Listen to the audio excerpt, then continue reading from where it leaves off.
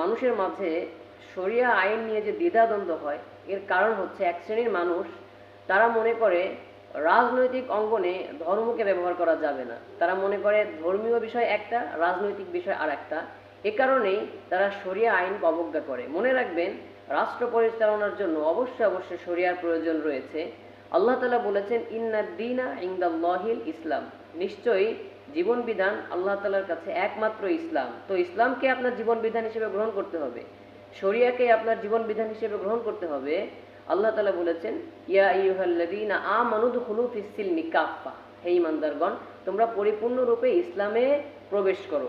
আসসালামু আলাইকুম ওয়া রাহমাতুল্লাহি ওয়া বারাকাতুহু। আলহামদুলিল্লাহি ওয়াহদাহ, ওয়াসসালাতু ওয়াসসালামু আলা মান লা নাবিয়্যা বা'দা। প্রিয় দেশবাসী, আশা করি আপনারা প্রত্যেকেই ভালো আছেন এবং সুস্থ আছেন। ইসলামী শরিয়ার গুরুত্ব কতটুকু, ইসলামী শরিয়া কি, এর বাস্তবায়ন কিভাবে সম্ভব, এদেশের মানুষের সঙ্গে তা যায় কিনা এবং তারা তা চায় কিনা, এ সমস্ত বিষয়ে বিস্তারিতভাবে আমরা অন্য সময় কথা বলবো।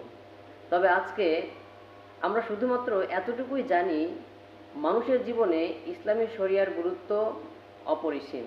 একজন মুসলিম যে নিজেকে মুমিন দাবি করে, তাকে এই কথা মানতেই হবে, ইসলামী শরিয়া এটা অপরিহার্য।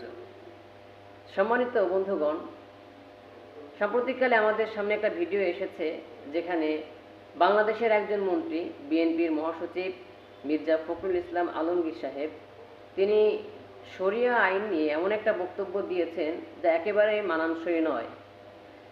মূলত জামাত ইসলামের বিরোধিতা করতে গিয়ে তিনি এই বক্তব্য দিয়েছেন।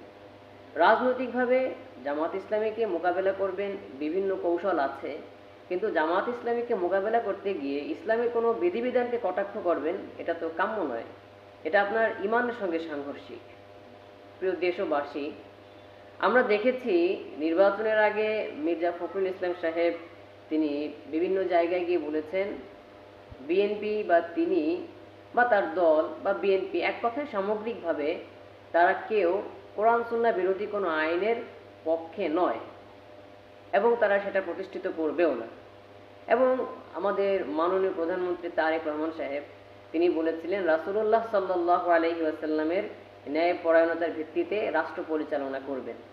তো ক্ষমতায় আসার আগে, নির্বাচনের আগে এক ধরনের বক্তব্য, এখন নির্বাচনের পরে ক্ষমতায় এসে শরিয়া আইনে বিশ্বাসী না, এ ধরনের বক্তব্য, এটা কেমন ধরনের দ্বিমুখিতা প্রকাশ পাচ্ছে।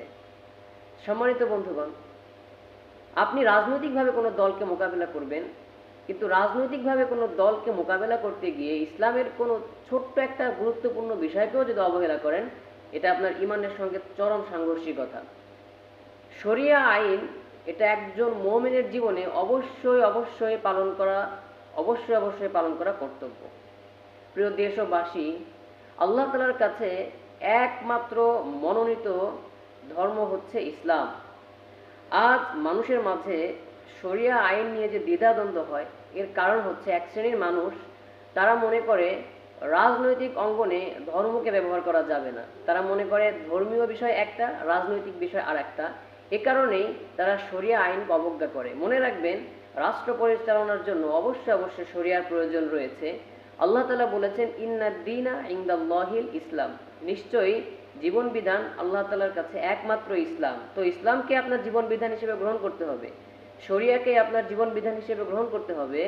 আল্লাহ তাআলা বলেছেন, ইয়া আইয়ুহাল্লাযীনা আমানু দুখুলু ফিস-সিলমি কাফফা, হে ঈমানদারগণ, তোমরা পরিপূর্ণরূপে ইসলামে প্রবেশ করো। অতএব আপনি মসজিদে নামাজ পড়বেন আর বাহিরে গিয়ে অন্য কথা বলবেন, আপনি রাজনৈতিক অঙ্গনে রাজনীতি করবেন আর মনে করবেন ধর্মটা রাজনীতির বাহিরে, আপনি ভুল করছেন। আপনি যে কোনো একটা বিচার ব্যবস্থা করবেন এবং সেটা করতে গিয়ে বলবেন এ যুগের মানুষের সঙ্গে ইসলামী আইন যায় না, এটা মধ্যযুগীয় বর্বরতা, এটা আপনার ইমানের সঙ্গে সাংঘর্ষিকতা। এজন্য উদাত্ত আহ্বান জানাই, আমরা এমন কোনো কথা, এমন কোনো কাজ না করি যেটা আমাদের ধর্মের বিরুদ্ধে চলে যায়। আপনার ধর্মের প্রতি আপনার একটু মায়া থাকা দরকার, যে আমি কথা বলছি আমার ধর্ম নিয়ে, আমার এই ধর্মের প্রতি আমার যেন সামান্য পরিমাণ অবজ্ঞা প্রদর্শন না হয়। তো সকলের প্রতি উদাত্ত আহ্বান থাকবে, বুঝে বলুন আর না বুঝে বলুন, এটা বলা উচিত নয়। একজন মুসলিম হিসেবে সর্বদা সতর্ক থাকতে হবে এবং ইসলামী প্রত্যেকটি বিধিবিধানের প্রতি যথেষ্ট পরিমাণ শ্রদ্ধা প্রদর্শন করতে হবে। এখন বাংলাদেশের প্রেক্ষাপটে একবারে শরিয়া বাস্তবায়ন করা সম্ভব নয়, কিন্তু মানুষকে উৎসাহ দিতে হবে এবং এমন কোনো কথা বলা যাবে না যা ইসলামী বিধিবিধানের বিপক্ষে চলে যায়। এবং ইসলামী শরিয়া এমন একটা প্রশস্ত আইন ব্যবস্থা যে আইন ব্যবস্থার মধ্যে সব ধরনের মানুষ অন্তর্ভুক্ত হয়ে সুখে শান্তিতে বসবাস করতে পারবে। এবং সর্বোপরি তিনি যে বক্তব্য দিলেন, ইসলামী শরিয়া এদেশের মানুষের সঙ্গে যায় না, আমরা এই বক্তব্যের তীব্র নিন্দা করছি।